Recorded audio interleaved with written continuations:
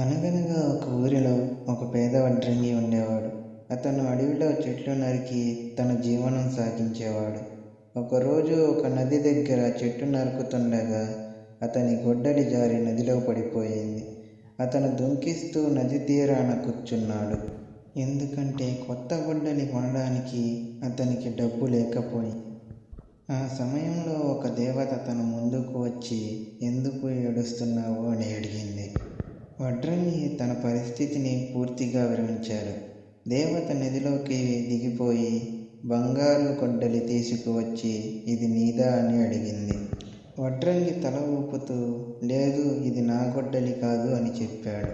దేవత మళ్ళీ నదిలోకి దిగి వెండి గొడ్డలి తీసుకువచ్చి, "ఇది నీదా?" అని అడిగింది.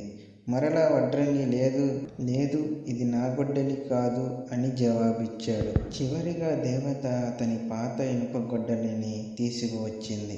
వడ్రంగి ఆనందంగా, "అవును, ఇది నా గొడ్డలి" అని చెప్పాడు.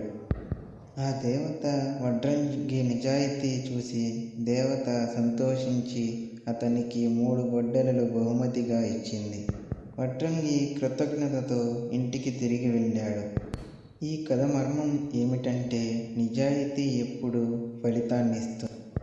ఈ వీడియో కనుక మీకు నచ్చినట్లయితే ఒక లైక్ కామెంట్ చేసి వీడియో ఎలా ఉందో కామెంట్ సెక్షన్లో చెప్పండి.